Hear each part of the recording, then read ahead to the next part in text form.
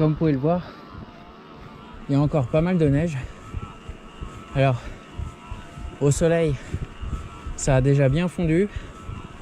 Par contre, à l'ombre, il en reste vraiment beaucoup.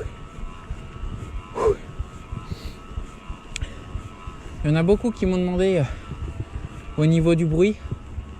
Le vélo fait pas plus de bruit que le 2018.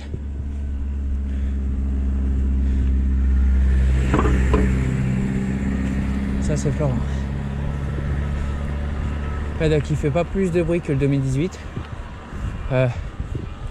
Le moteur a l'air plus compact alors que c'est exactement le même. C'est juste que le sabot est maintenant collé au moteur, ce qui fait que en apparence il est plus compact. La garde au sol est plus haute, donc on a une capacité de franchissement un peu plus élevée. Ça va être très agréable.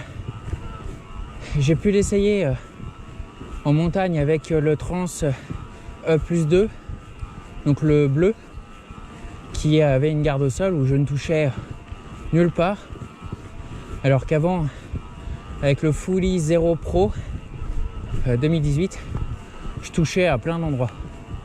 Donc ça, c'est un très bon point. Allez, je vous quitte et on se retrouve pour la suite sur les chemins 4x4. Allez, bisous.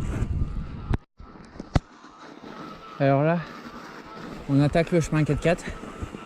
Alors à savoir que je n'ai pas les pneus cloutés.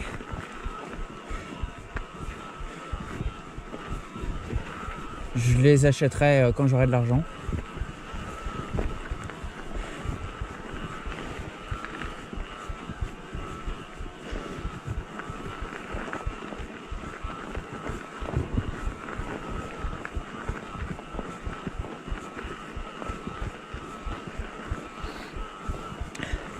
Alors ça serait cool que le chemin soit comme ça tout le long. J'y crois pas trop. Et bingo.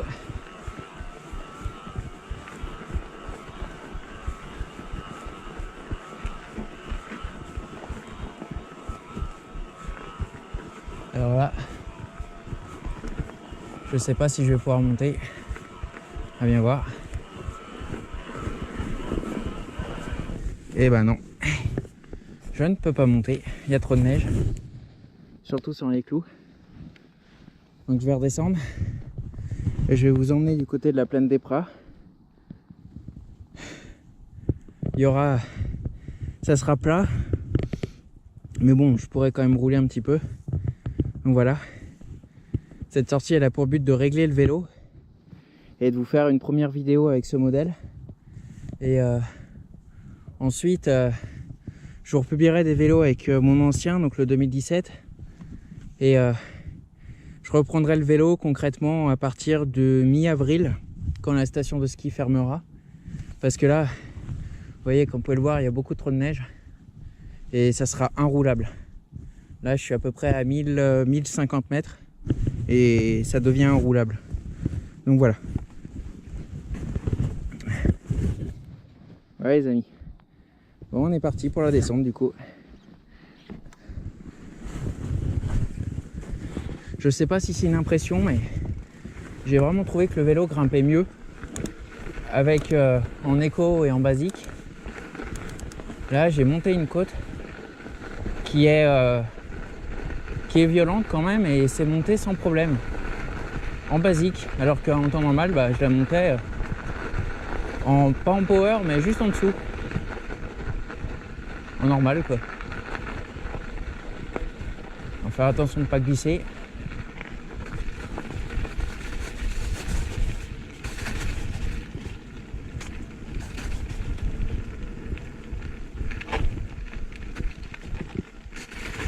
Alors, je pense que je vais repasser par là. Ce sera le plus rapide. Et comme vous pouvez le voir, j'ai mis un compteur Sigma. Alors certes, il y a l'application Giant qui fait le compteur, mais je voulais pas mettre mon téléphone sur le cintre. C'est pour ça que j'ai préféré mettre un petit compteur. Ah, les freins, ils freinent bien, hein. Je sais pas ce qu'ils vaudront sur des grosses descentes, mais là ça freine bien.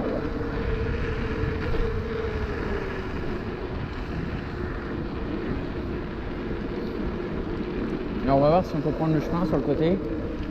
Dans quel état il est. Ouais, il est impraticable.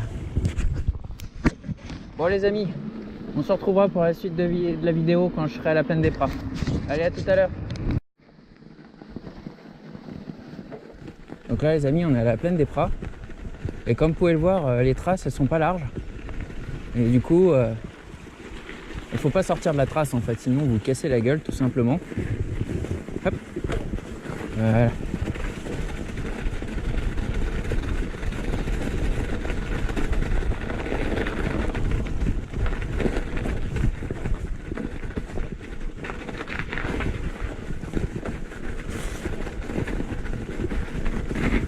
Voilà, c'est pas large ici. Ah vache.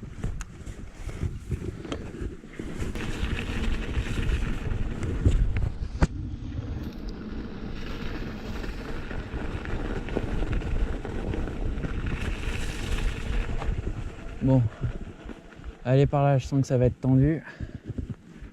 Par là, ça devrait le faire. On va passer par là.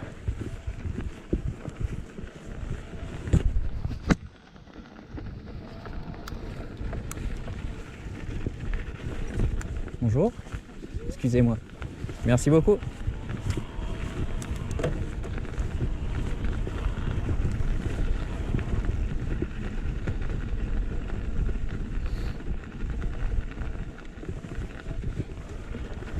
Merci.